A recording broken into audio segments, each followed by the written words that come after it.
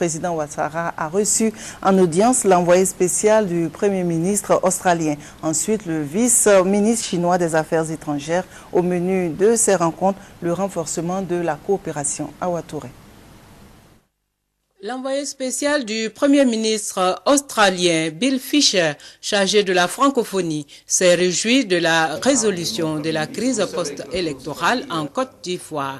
Il a salué l'arrivée du président Alassane Ouattara au pouvoir. Nous sommes, comme toute la communauté internationale, si contents de voir la résolution effective des problèmes, des événements ici en Côte d'Ivoire. Alors ça, c'est la première chose.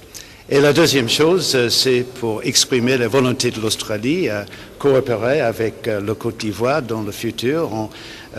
Nous voulons être aussi utiles que possible, et donc nous avons exprimé notre volonté de faire des choses en tant que coopération selon les possibilités qui nous sont offertes.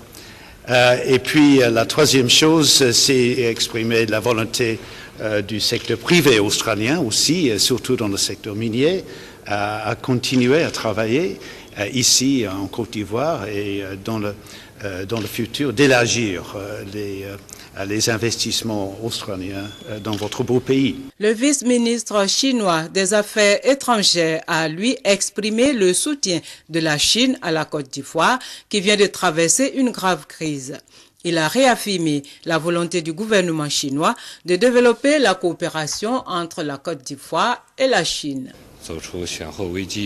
Le gouvernement chinois décide d'octroyer une nouvelle aide économique au gouvernement et au peuple ivoirien, mais également d'octroyer un don d'urgence en matériel à la Côte d'Ivoire.